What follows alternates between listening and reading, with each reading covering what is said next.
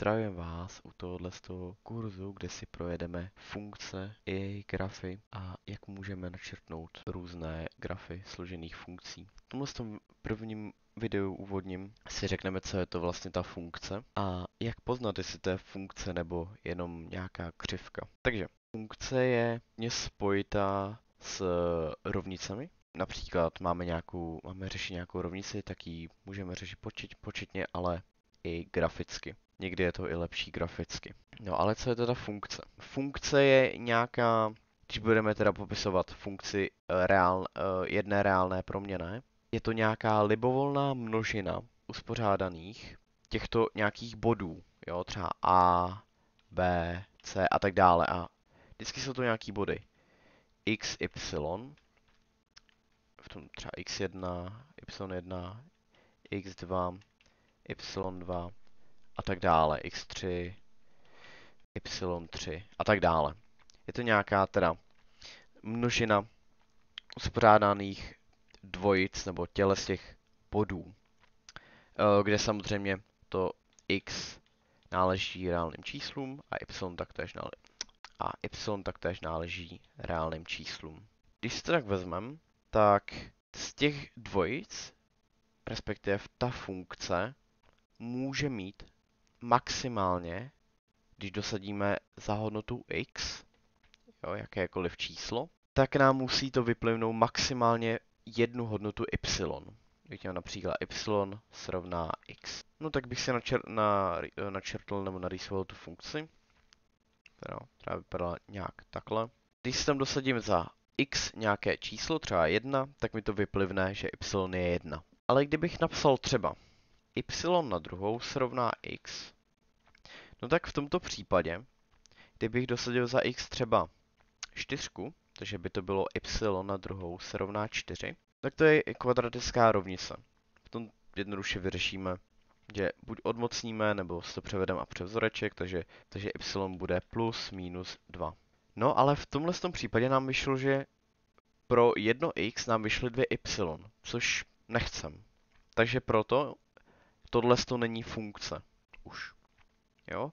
Funkci poznáte tak, že pro jedno x můžeme maximálně dostat jedno y. Ale pro jedno y můžeme dostat vícero x. Například pro x na druhou funkci. Když dosadíme za y třeba tu 4, tak nám vyjde x na druhou se rovná 4, co víme, že x se rovná plus minus 2.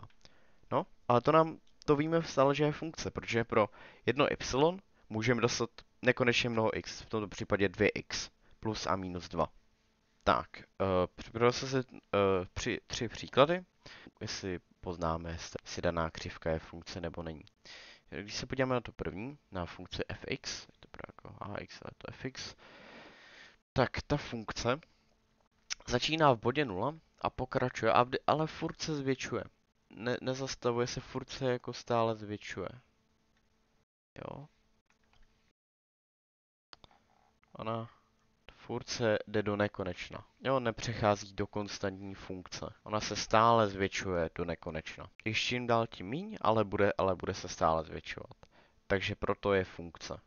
Jo, protože my jednomu xu můžeme přiřadit maximálně jedno y a v tomto případě to splňuje. Tak když se podíváme na tu druhou, na gx, tak v tomto případě, když si tam dosadíme tu hodnotu x, tu 1, třeba v jedničce, tak to znamená, to rovnou poznáme, že už to není funkce, protože my ty jednice můžeme přiřadit vícero y, v tomto případě nekonečně, takže proto to není funkce. Je to nějaká jenom křivka. A když se podíváme na tu funkci hx, tak v tomhle případě, jo, když dosadíme jedno x, třeba tohleto, tak to patří jenom jednomu y. A vůbec nevadí, že to jedno y patří vícero x, nebo v tomto případě x. Jo, je to teda proč? No, protože to je graf funkce y se rovná x na druhou. Jo, a když si dosadíme třeba za y jedničku, to bude x na druhou se rovná 1 a v tomto případě x se rovná plus minus 1. A vůbec to nevadí, že nám vyšly dvě hodnoty pro stejné pro stejné y. No, minus 1 plus 1. Jo, takže křivka hx je funkce. A to by bylo pro dnešek všechno. Příště si ukážeme základní vlastnosti funkcí a budeme pokračovat na všechny typy elementárních funkcí, které existují. Dobře, tak se mějte a ahoj.